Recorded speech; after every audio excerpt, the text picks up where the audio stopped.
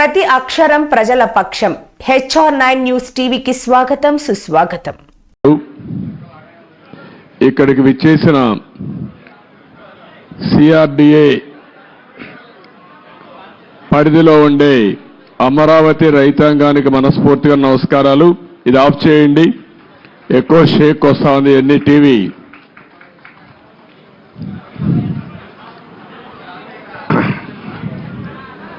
రైతులందరికీ కూడా మనస్ఫూర్తిగా నమస్కారాలు. ఈరోజు మీరందరూ కూడా చాలా రోజులుగా ఆందోళన చేస్తున్నారు. 1631 రోజులు ఆందోళన చేసి ఈ ప్రభుత్వం వచ్చిన తర్వాత మళ్ళీ అభివృద్ధి జరుగుతుందనే నమ్మకంతో ఆందోళన అజిటేషన్ విరమించారు. ఇది ప్రపంచంలో ఒక చరిత్ర. ఒక రాజధాని కోసం, అమరావతి కోసం అభినందనలు. మీ చొరవ, మీరు పోరాడిన విధానం చూస్తే ఇది భావితరాలకు కూడా ఒక ఆదర్శంగా నిలిచిపోతుంది. అయితే ఈరోజు నేను ఇక్కడికి వచ్చినప్పుడు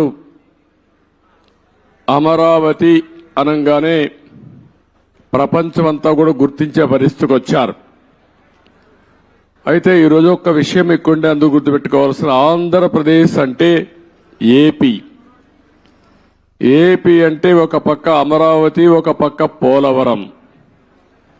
అమరావతి మనందరికీ ఒక చిరునామా, ఒక ప్రజా రాజధానిగా, 5 కోట్ల ప్రజానీకానికి ఒక దశ దిశ నిర్దేశించే రాజధానిగా, మన పిల్లల భవిష్యత్తును తీర్చిదిద్దే రాజధానిగా, ఎవరైనా ఏదైనా చిన్న పనులు చేసుకోవాలంటే ఏ చెన్నైకో, బెంగళూరుకో, హైదరాబాదుకో పాసి పనులు కూడా పోకుండా గర్వంగా నాకు ఒక రాజధాని ఉంది, ఇక్కడ పని చేసుకోగలుగుతానని చెప్పడానికి నిర్మాణం చేపట్టినటువంటి రాజధాని ఇది. అలాంటి రాజధాని ఈరోజు మనం చూస్తే అతలాకుతలం చేశారు. ఆ డీటెయిల్స్ కూడా నేను వస్తాను. అదే సమయంలో పోలవరం దక్షిణ భారతదేశంలో ఎక్కువ నీళ్లుండే నది గోదావరి నది. పోలవరం పూర్తి చేస్తే నదుల అనుసంధానం జరిగితే రాష్ట్రంలో ప్రతి ఒక్క ఎకరాకు నీళ్లు ఇచ్చే అవకాశం ఉంటుంది. ఈ రెండు కూడా మనం ఒక్కసారి ఆలోచించుకున్నప్పుడు రాష్ట్ర విభజన జరిగింది. హేతుబద్ధత లేదని పోరాడాం.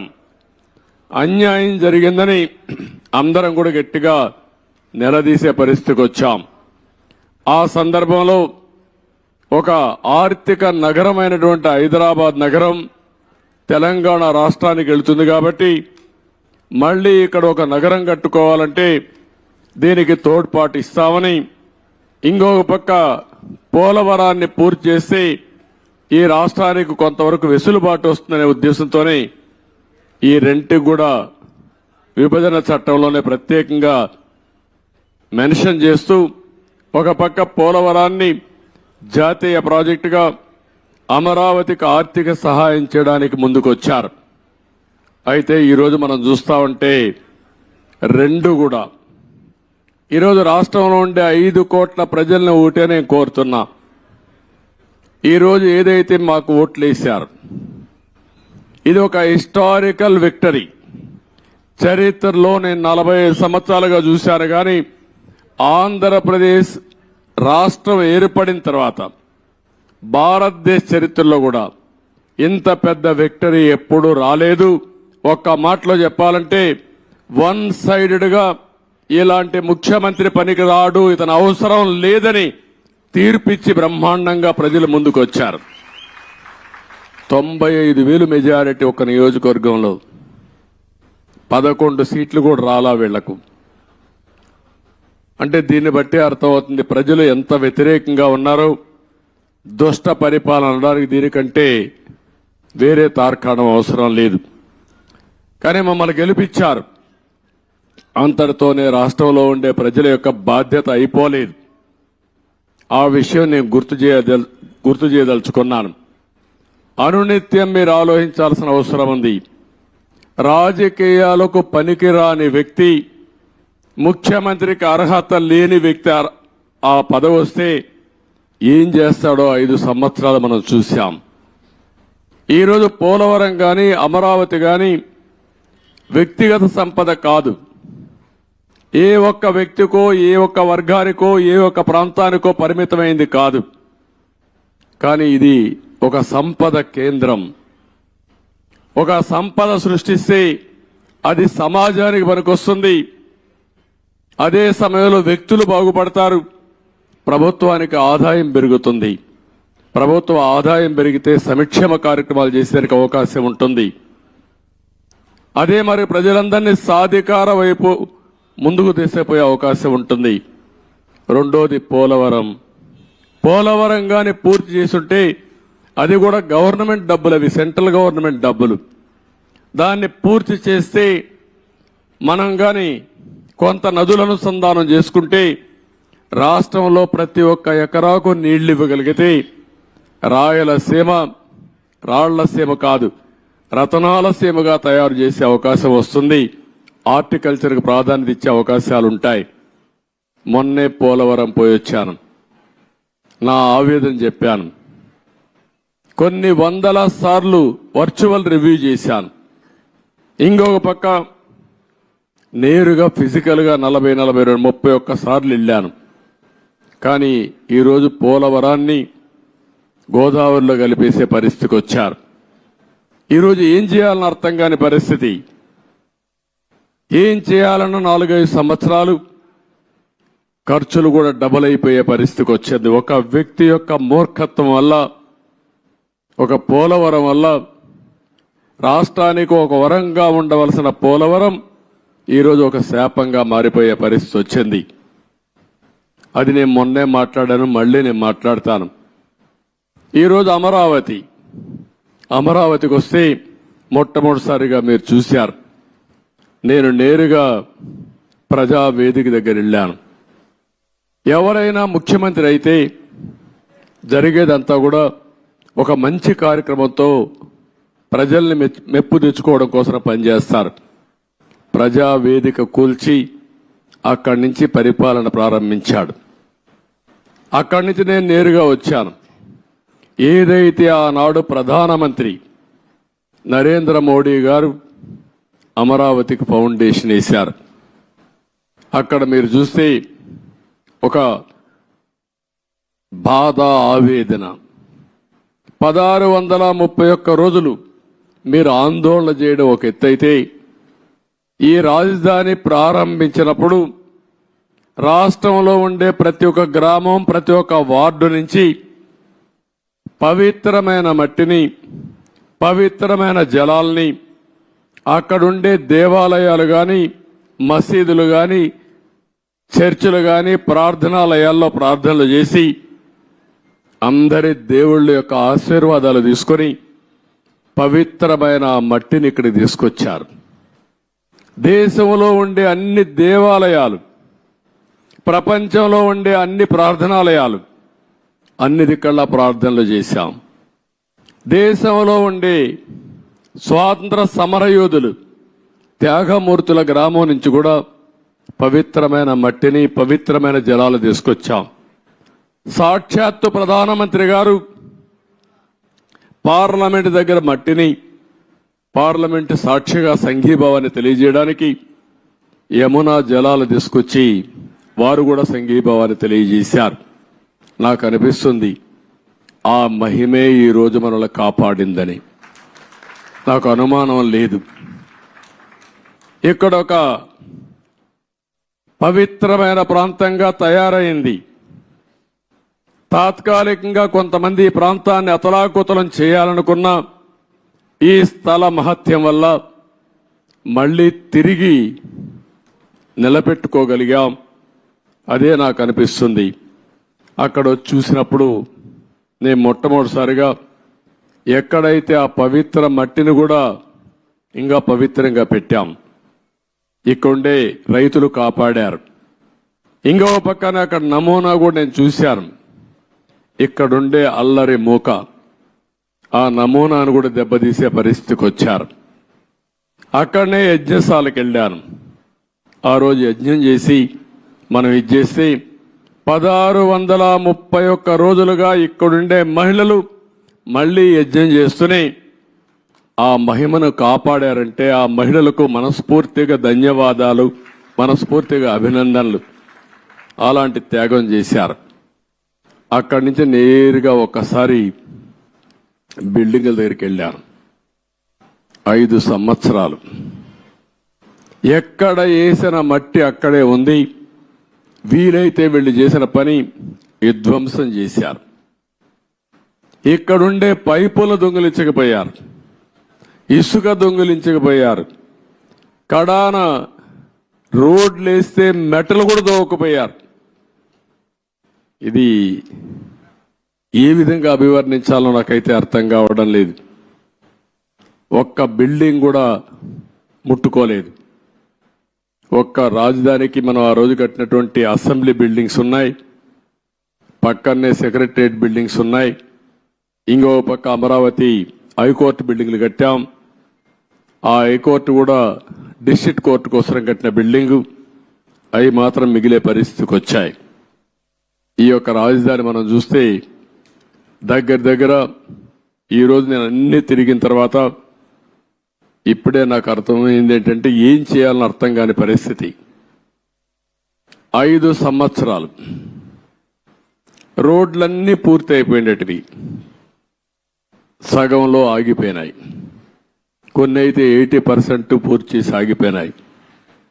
అదే మాదిరిగా బిల్డింగ్స్ మొట్టమొదటిసారిగా నేను వెళ్ళింది శాసన మండలి, శాసనసభ అభ్యర్థులు ఎవరైతే ఎమ్మెల్యేలు, ఎమ్మెల్సీలు ఉండే క్వార్టర్స్కి వెళ్ళాను.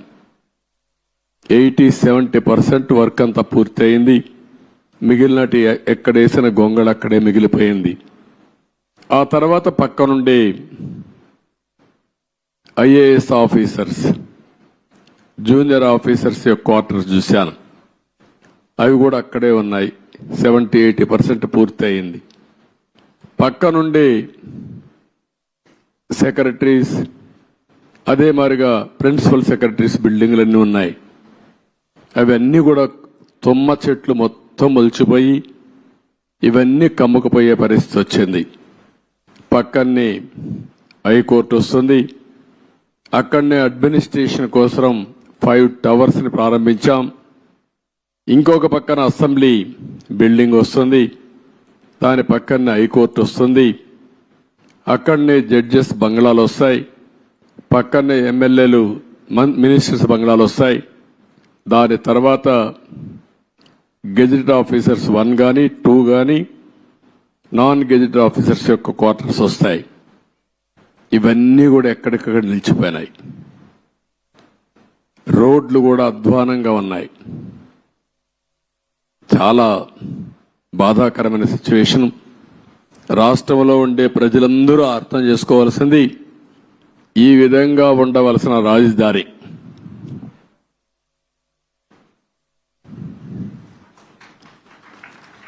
మనం ఆ రోజు ప్లాన్ చేసింది. నేను మళ్ళీ ఒక వైట్ పేపర్ ఒకటి రిలీజ్ చేస్తాం, అందులో డీటెయిల్స్ అన్నీ పెడతాం. ఈరోజు నేను ఫస్ట్ టైం వచ్చింది రాజధానిని చూడడానికి వచ్చాను. ఎక్కడున్నామో అధ్యయనం చేయడానికి వచ్చా. భవిష్యత్తులో ఏం చేయాలనో ఇక్కడ అమరావతిలో ఉండే రైతులే కాకుండా రాష్ట్రంలో ఉండే ప్రతి ఒక్కరూ సజెషన్స్ ఇచ్చే విధంగా ముందుకు పోవాల్సిన అవసరం ఉంది. తొందరలోనే ఒక వైట్ పేపర్ కూడా పబ్లిసైజ్ చేస్తాం.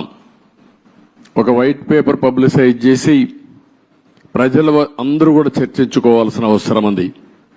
నేను ముందే చెప్పాను, ఇది ఏ ఒక్కరి కోసమో కట్టే రాజధాని కాదు, ఇది ప్రజా రాజధాని, భావితరాల భవిష్యత్తు కోసం రాజధాని, తెలుగు జాతి గర్వంగా తలెత్తుకుని తిరిగే రాజధానిగా ఉండాలి.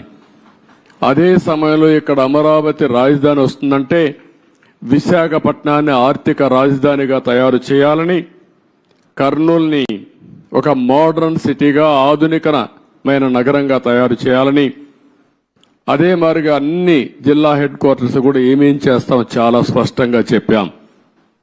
దాని ప్రకారమే మీరు చూస్తే 12 ఇన్స్టిట్యూషన్స్ గవర్నమెంట్ ఆఫ్ ఇండియా ఇస్తే కర్నూలులో IIT పెట్టాం, అక్కడనే ఉర్దూ యూనివర్సిటీ పెట్టాం, అనంతపూర్లో సెంట్రల్ యూనివర్సిటీ పెట్టాం, తిరుపతిలో ఐజర్ కానీ అదే మరిగా IIT కానీ పెట్టాం, ఇంకో పక్క విశాఖపట్నంలో IIM పెట్టాం, తాడేపల్లిగూడెంలో NIIT పెట్టాం, మంగళగిరిలో all India institute of medical science పెట్టాం, ఇంకొక పక్కన ఒంగోలులో IIT పెట్టాం. ఈ విధంగా అన్ని విజయనగరంలో ట్రైబల్ యూనివర్సిటీ పెట్టాం. అన్ని ప్రాంతాల అభివృద్ధి కోసం, సమగ్ర అభివృద్ధి కోసం ఆ రోజే చాలా స్పష్టమైన విధానాన్ని ప్రకటించాం. ఈరోజు మనం చూస్తే ఏది జరిగే పరిస్థితి లేకుండా పోయింది. నేను అందుకనే ఈరోజు డీటెయిల్స్కి పోవడం లేదు, బ్రాడ్గా మీ అందరికీ ఒక ఐడియా ఇస్తున్నాను. డీటెయిల్స్ అన్ని కూడా వైట్ పేపర్లో వస్తాయి.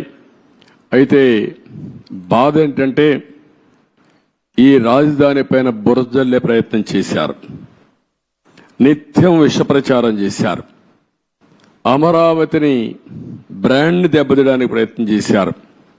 శివరామకృష్ణ కమిటీ చాలా స్పష్టంగా సెంట్రల్ ప్లేస్లో ఎక్కడైనా పెట్టండి అని చెప్పారు. అంటే ఇది 12 పార్లమెంట్లు ఒక పక్క వస్తాయి, ఇంకొక పక్క 12 పార్లమెంట్లు వస్తాయి. గుంటూరు సెంట్రల్లో ఉంటుంది. ఎలిమెంటరీ స్కూల్ చదివే పిల్లవాడిని చెప్పినా ఎక్కడ మీ రాజధాని ఉండాలంటే ఈ ప్రాంతం అని మ్యాప్లో చూపించే విధానం ఇది. అందుకే అమరావతిని పెడితే దానిపైన మాట్లాడారు. ఇంకొక పక్కన మీరందరూ చూస్తే చాలా వరకు ఇన్సైడర్ ట్రేడింగ్ అన్నారు. ఇంకొక పక్కన స్విచ్ ఛాలెంజ్ని అవహేళన చేశారు. విషయం చెప్పి సింగపూర్ లాంటి కన్సార్టియంని తరిమేసే పరిస్థితికి వచ్చారు. One of the best Norman faster అనే కన్సల్టెంట్ని లేకుండా పంపించేసే పరిస్థితికి వచ్చారు. 3 రాజధానులు అన్నారు, 3 ముక్కలాట ఆడారు. కడాన 5 సంవత్సరాల తర్వాత 10 సంవత్సరాల తర్వాత మీ రాజధాని ఏదంటే చెప్పుకోలేని పరిస్థితి, దుస్థితిలో మనం నెట్టేసే పరిస్థితికి వచ్చారు. డబ్బులు ఎక్కడున్నాయన్నారు. ఆ రోజు కూడా ఇక్కడుండే రైతాంగం యొక్క స్ఫూర్తిని మీరు చూస్తే దగ్గర రైతులు ఇచ్చిన భూమే కాకుండా ఇక్కడుండే గవర్నమెంట్ భూములు అన్ని కలుపుకుంటే 55,000 ఎకరాలు సేకరించింది ఆనాటి ప్రభుత్వం. దగ్గర 29,000 మంది రైతులు ఒక్కరు కూడా కోర్టుకు పోకుండా స్వచ్ఛందంగా ముందుకొచ్చి మేము రాజధానికి ఇస్తాం, మాకు ఒక ప్యాకేజ్ ఇమ్మని ముందుకొచ్చారంటే ప్రపంచానికి ఆదర్శం ఇది. ఒక ల్యాండ్ కొనాలంటే, లేకుంటే ఒక చిన్న ఇరిగేషన్ ప్రాజెక్ట్ కట్టాలన్నా, లేకుంటే ఒక మంచి పనికి ఒక దేవాలయం కట్టాలన్నా భూమి ఇవ్వని ఈ రోజుల్లో ఇక్కడుండే రైతాంగం ముందుకొచ్చి స్వచ్ఛందంగా భూమి ఇస్తే దానికి ఎన్ని అపవాదులు వేయాలని అపవాదులు వేశారు. ఇక్కడుండే రైతాంగాన్ని ఎన్ని ఇబ్బందులు పెట్టాలని ఇబ్బందులు పెట్టారు. ఇంకొక పక్కన ఇక్కడుండే కామన్ ఇన్ఫ్రాస్ట్రక్చర్ అంతటికి ఉపయోగించుకుని రోడ్లు కానీ, గవర్నమెంట్ బిల్డింగ్లు కానీ, పబ్లిక్ పర్పసెస్ కానీ అన్నిటికీ ఉపయోగించుకున్న తర్వాత కొంత భూమి మిగులుతుంది. దాన్ని నమ్మితే ఇక్కడ రాజధాని కట్టుకునే అవకాశం వస్తుంది. దానికి కూడా ఎన్ని చేయాలని చేసే పరిస్థితికి వచ్చారు. నేను మొట్టమొదటి నుంచి కూడా చెప్పాను, సెల్ఫ్ ఫైనాన్సింగ్ ప్రాజెక్ట్ అని. ఇక్కడ వచ్చే ఆదాయమే ఈ అమరావతి నిర్మాణానికి సరిపోతుంది. ఎప్పటికప్పుడు కన్స్ట్రక్షన్ కానీ అదే మాదిరిగా ఆర్థిక కార్యక్రమాలు ఇక్కడ జరిగితే దానివల్ల ప్రభుత్వానికి ఆదాయం వస్తుంది. ఆ ఆదాయంతో సంక్షేమ కార్యక్రమాలు పెద్ద ఎత్తున చేసుకునే వెసులుబాటు వస్తుందని కూడా చెప్పాం. ఏది చెప్పినా ఒక దురుద్దేశంతో పెట్టుకుని ఈ రాజధానిని పూర్తిగా నిర్వీర్యం చేశారు, అపహాస్యం చేశారు, విధ్వంసం చేశారని చెప్పి కూడా నేను మీకు తెలియజేస్తున్నా. ఇది ఈరోజు నేను చూసిన బ్రాడ్గా ఉండే విషయాలు. మీడియా మొత్తం బిల్డింగ్స్ అన్ని చూశారు. బూజు పట్టిపోయినాయి, కొన్ని డోర్స్ అన్ని పోయినాయి, కొన్ని అయితే ఎరగొట్టారు, విధ్వంసం చేశారు. ఎన్ని యాంటీ సోషల్ ఎలిమెంట్స్ చేయాలనో అన్ని కార్యక్రమాలు. ఒక రైతులు ఎంత కాపాడాలనుకున్నా పోలీసులు ఏకపక్షంగా వీళ్ళ మీదనే కేసులు పెట్టారు. కాంట్రాక్టర్ల మెటీరియల్ ఇక్కడ పెడితే ఆ మెటీరియల్ దోచుకొని పోయే పరిస్థితికి వచ్చారు. అడిగితే వాళ్ళను కూడా కొట్టే పరిస్థితికి వచ్చారు. చాలా దారుణం, చాలా దౌర్జన్యం. ఏది ఏమైనా మళ్ళీ నేను ఇప్పుడే ఒక మాట చెప్పాను. ఒక పక్కన ప్రజలతో చర్చిస్తూనే ఎంత నష్టం జరిగింది రాష్ట్రానికి ఆ విషయాలు చెప్తూనే, మొత్తం ఇక్కడ చూస్తే బ్రహ్మాండమైన బిల్డింగ్స్తో ఎక్కడికో వెళ్ళవలసిన ఈ రాజధాని ఈ తుమ్మంతా పెరిగిపోయి ఎక్కడికక్కడ బిల్డింగ్ లేసిన ఫౌండేషన్ కానీ కొంత కన్స్ట్రక్షన్ కానీ కమ్మేసే పరిస్థితికి వచ్చింది. ముందు ఒక మాట చెప్పాను, ఒక టెండర్ పిలిచి రాజధాని మొత్తం ఈ తుమ్మ చెట్లన్నీ తీయండి, కనీసం ఒక క్లారిటీ వస్తుంది, ఒక విజిబిలిటీ వస్తుంది. అంత లోపల మనం అంతా కూడా ప్రజలతో చర్చించిన తర్వాత ఏం చేయాలో అవి కూడా ఆలోచిస్తాం. ఒక దుర్మార్గమైన వ్యక్తి చేసే విధ్వంసానికి అమరావతి బలైపోయింది. రాష్ట్రానికి తీవ్రమైన నష్టం జరిగింది. ఆ విషయమే ప్రజలకు చెప్తూ మీరందరూ కూడా ఒక్కొక్కసారి రాగద్వేషాలకు అతీతంగా ఇప్పటికి కూడా 11 సీట్లే వీళ్ళు గెలిచారు. కొంతమంది ఓట్లేశారు. ఓట్లేసిన వ్యక్తులు కూడా మీరు ఒక్కసారి ఆలోచించుకోండి. ఇలాంటి వ్యక్తికి ఓటేయడం భావ్యమా? అలాంటి వ్యక్తులు రాజకీయాలకు అర్హులా? ఇలాంటి వాళ్ళని మనం సహకరిస్తామా? ఒకవేళ ఇలాంటి వ్యక్తులు కానీ రాష్ట్రంలో కానీ రాజకీయాల్లో ఉంటే భవిష్యత్ ఏమవుతుంది అనే విషయం కూడా ప్రజలందరూ అర్థం చేసుకోవాల్సిన అవసరం ఉంది. ఇది మనందరి భవిష్యత్తు, మన పిల్లల భవిష్యత్తు. కాబట్టి మనందరం కూడా ఎక్కడికక్కడ కొంతమంది అనుకుంటారు మాకే సంబంధం అమరావతి అని, మాకే సంబంధం పోలవరం అని, అభివృద్ధి అంటే అదేంటని. అట్లా కాకుండా అభివృద్ధి జరిగితే మీ జీవితాలు బాగుపడతాయి. ఈరోజు ఏ గవర్నమెంట్ అయినా సరే ప్రభుత్వ విధానాల ద్వారా ప్రజా జీవితాలను మారుస్తుంది. అటు కేంద్ర ప్రభుత్వంలో ఉండే నరేంద్ర మోడీ గారు కానీ, వివిధ రాష్ట్రాల్లో ఉండే రాష్ట్ర ముఖ్యమంత్రులు కానీ, ఇక్కడ ప్రభుత్వం కానీ మీ జీవితాల్లో వెసులుబాటు తీసుకురావడం, మీ జీవితాల్ని బాగు చేయడం, ఒక పక్క సంక్షేమ కార్యక్రమాలు చేస్తూనే ఇంకొక పక్క అభివృద్ధి కార్యక్రమాలు చేస్తూ తాత్కాలికంగా మీకు వెసులుబాటు ఇవ్వడమే కాకుండా దీర్ఘకాలంలో మీ జీవితాలకు వెలుగొచ్చే విధంగా చేయాల్సిన బాధ్యత ప్రభుత్వాలపైన ఉంది. ఈరోజు హైదరాబాద్ని అభివృద్ధి చేశాం. దాని ఫలితాలు అక్కడ ప్రజానీకం ఎంజాయ్ చేస్తున్నారు. అదొక తృప్తి నాకు. ఆ రోజు నేను వేసినటువంటి ప్రతి ఒక్క కార్యక్రమం చేసిన అభివృద్ధి కానీ, లేకపోతే వేసిన ఫౌండేషన్లు కానీ, ఆలోచనలు కానీ ఏది పెండింగ్ పెట్టకుండా ప్రతి ఒక్క ముఖ్యమంత్రి చేతనైనంత వరకు ముందుకు తీసుకెళ్లారు.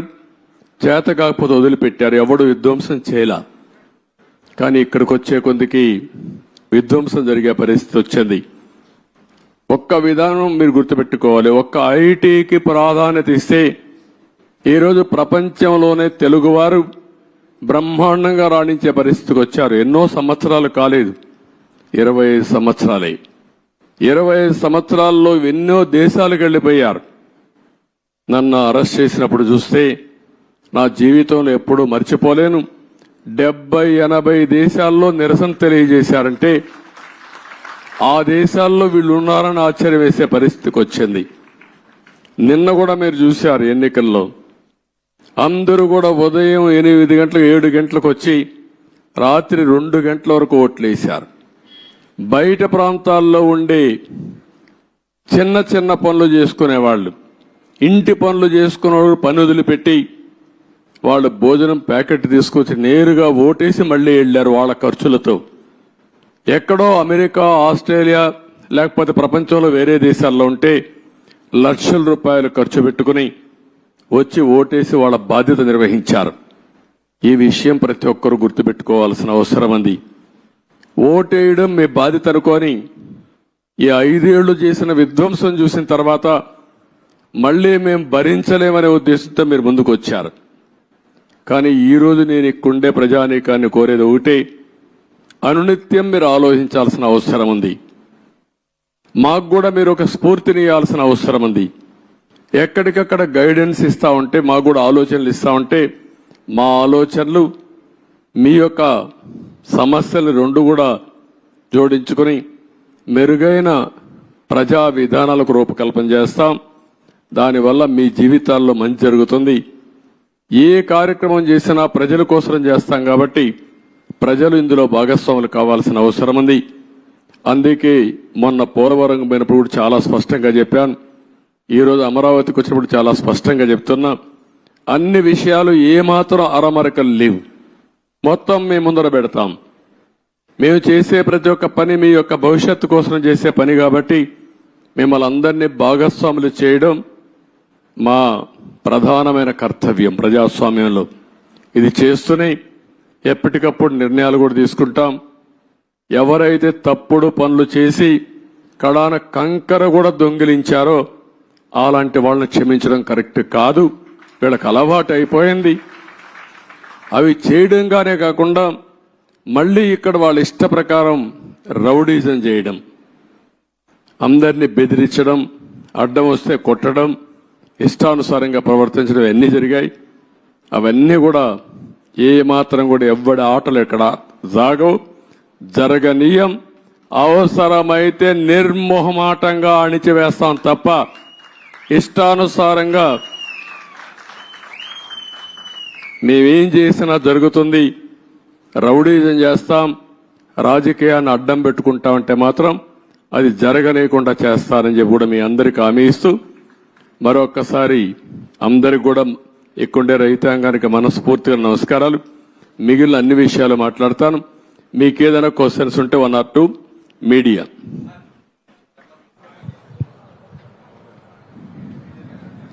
చెప్పండి.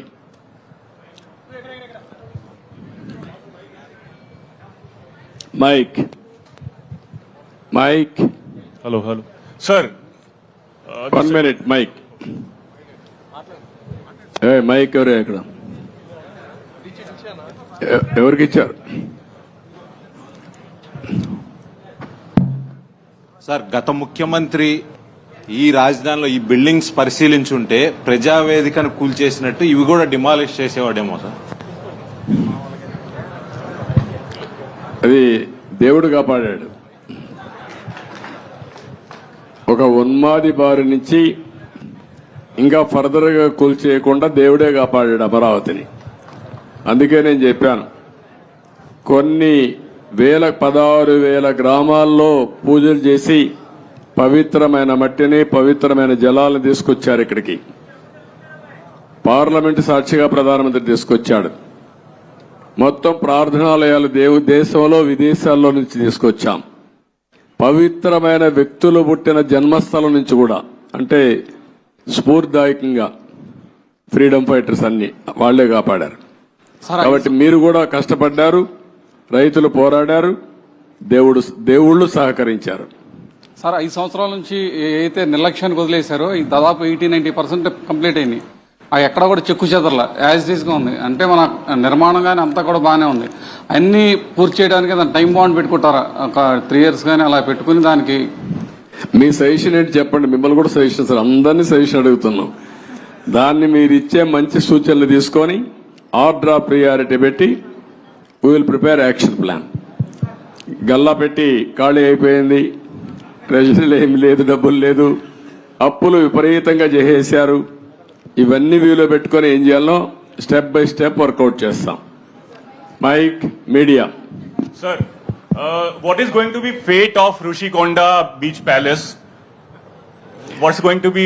Will it be quoted as a monument of corruption? That's what rumor. What is your suggestion? You give me idea. Sir, you are the CM, sir. I am the CM. You are the citizen of. నువ్వు ఒక media responsibility ఉంది నీకు కూడా. నన్ను అడగడమే కాదు, నిన్ను కూడా చెప్పమంటున్నా. ఏం చేస్తే ఇలాంటి వాళ్ళని శాశ్వతంగా సమాజం నుంచి వెలేస్తామో అలాంటివి ఆలోచించాలి. మీరు ఒకటి ఆలోచించండి, ఇక్కడ డబ్బులు లేవు.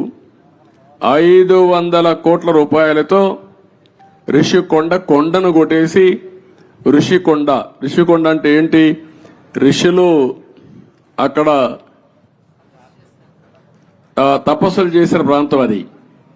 అలాంటి కొండని ఎప్పటి నుంచి కూడా మనం చూసి, ఇప్పుడైతే ఆధునికమైన పనిముట్లు ఇవన్నీ వచ్చాయి, కానీ ఒకప్పుడు విశాఖపట్నానికి వచ్చామంటే ఈ ఓడలు కానీ ఇవన్నీ ఋషికొండను చూసి గుర్తుపట్టి విశాఖపట్నం వచ్చామనే పరిస్థితి ఉండేది.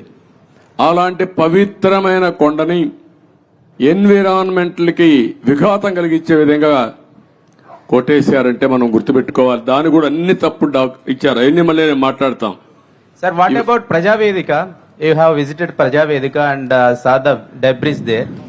Are you going to remove the debris and reconstruct the Prajavedika same place, or are you going to make it as a museum?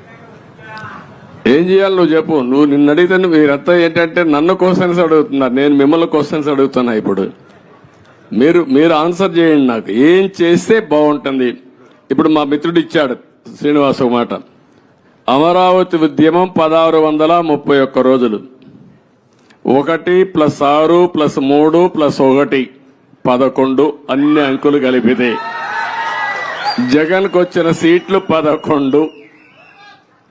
అంటే 2 సరిపోయినాయి. ఇదే దేవుడు రాసిన స్క్రిప్టు, ఇది దేవుడి script.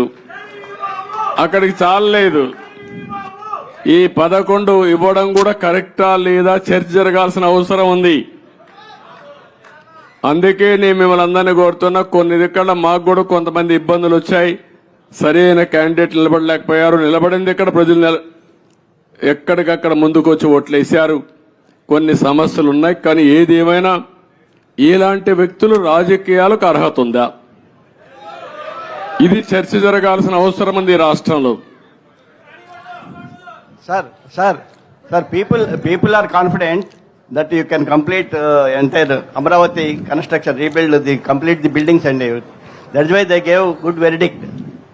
They gave good verdict. Majority of the seats and 161 seats like that. Majority ఇస్తే అయిపోయింది వాళ్ళ పని. మీ పని అయిపోయిందా? Yes, sir. We are confident that you can build. No, complete them. you are confident. ఎట్లా బిల్డ్ చేయాలో కూడా ఆలోచనలు ఇవ్వండి అందరూ కూడా. సార్ ఇప్పటికి రాజధాని నిర్మాణానికి అమరావతిని నిర్మించలేదు. ఈ రోజు మీరు మొత్తం విజిట్ చేశారు కదా సార్, అప్రాక్సిమేట్లీ దీని నిర్మాణానికి ఎంత ఖర్చు అవుతుంది? మీరు ఎన్ని రోజుల్లో చేస్తారు? ఇప్పుడు నిన్ను అడగాలి నేను క్వశ్చన్. నేను నియమిస్తే నువ్వు ఎట్టగడతావు చెప్పని అడగాలి నేను ఇప్పుడు. కాబట్టి క్వశ్చన్ అడగడం చాలా ఈజీ, కానీ ఆలోచించి చెప్పడం చాలా కష్టం. సీఎం గారు, నేను ఇంతవరకు ఎంత డబ్బులుంది ఖజానాలో తెలియదు. నిన్నే నేను చూసా.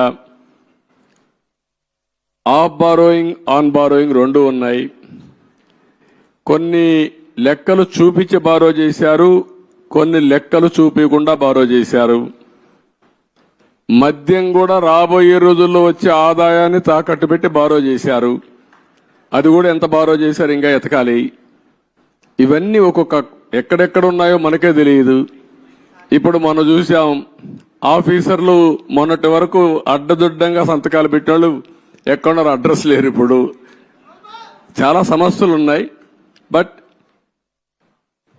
ప్రజలు ఇచ్చినటువంటి మ్యాండేట్ చాలా స్పష్టంగా ఇచ్చారు. చాలా మంది నన్ను అడిగారు ఒక మాట, ఇలాంటి క్లిష్టమైన పరిస్థితుల్లో మీరు ఏం చేయగలుగుతారని అడిగారు.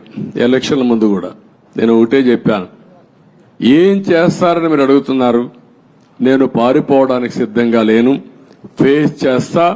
తప్పకుండా మళ్లీ రాష్ట్రాన్ని పూర్వ వైభవం తేవడం కోసం పునర్నిర్మాణం వైపు ముందుకు పోతానని చెప్పా. అందుకే నేను అధ్యయనం చేస్తున్నా మీ అందరి ద్వారా.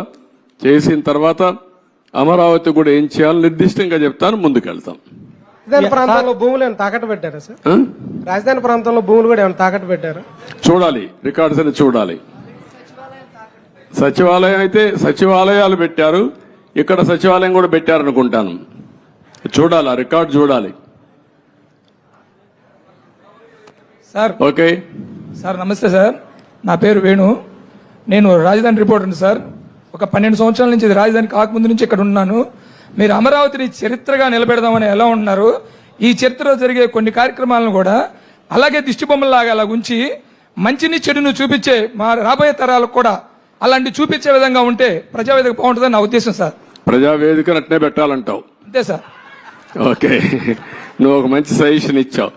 ఎందుకంటే ఇది జపాన్లో కూడా ఏం చేశారంటే ఏవేవి హీరోషిమా ఒకటి, నాగసాకి అనుకోండి, నాగసాకి 2 సెకండ్ వరల్డ్ వార్లో మొత్తం బాంబులేసి మొత్తం డివాస్టేషన్ జరిగితే కొన్ని డికేడ్స్ అక్కడ పుట్టిన వాళ్ళు కుంటిగా గుడ్డిగా పుట్టారు. పంటలు కూడా రాలేదు, భూములు కూడా ఇది అయిపోయినాయి. అవన్నీ గుర్తుగా 2 ప్రాంతాలను ఇప్పుడు కూడా అట్లనే పెట్టారు. అంటే దానికి కారణం దాన్ని ఒక స్ఫూర్తిగా తీసుకుని మళ్ళీ మనం కష్టపడాలని అనునిత్యం ప్రజలకు గుర్తు చేశారు. ఈరోజు అదే 2వ ప్రపంచ యుద్ధంలో దెబ్బతిన్న జపాన్ ప్రపంచంలోనే అగ్రదేశంగా తయారైందంటే ఇలాంటివి చూసి పట్టుదల పెంచుకోవడం. అదే మరి మిత్రుడు ఇప్పుడు చెప్పాడు, ప్రజావేదికను కూడా యాజ్ ఇట్ ఈస్ పెడితే చాలా బాగుంటుందని. అది కూడా ఒక మంచి ఆలోచన. Let us see. ఓకే,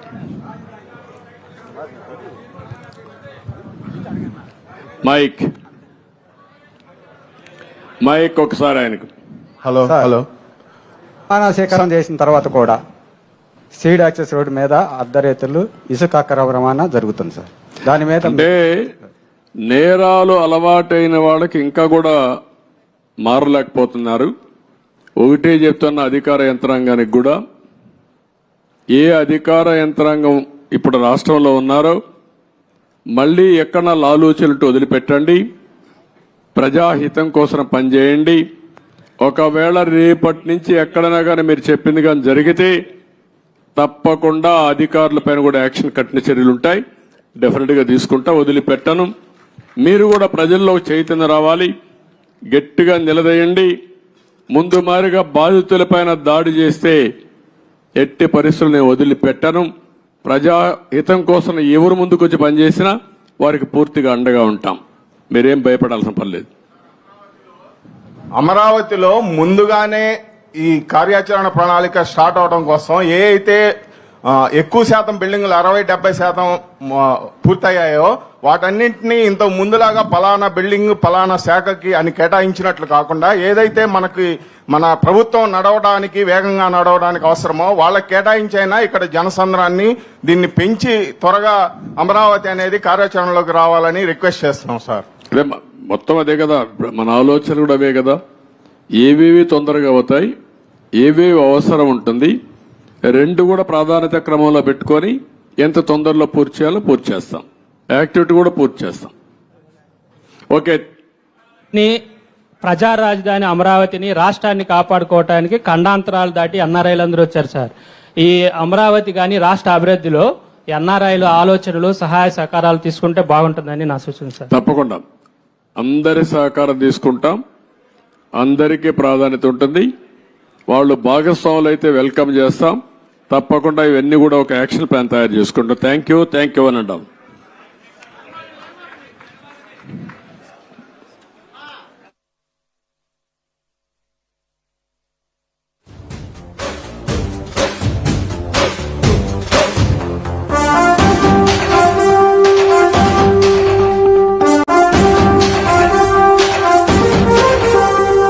గట్టెక్కించే నాయకుడిప్పుడు ఒకటే జాతికి ప్రగతిని తెచ్చే పాలకుడిప్పుడు అతడే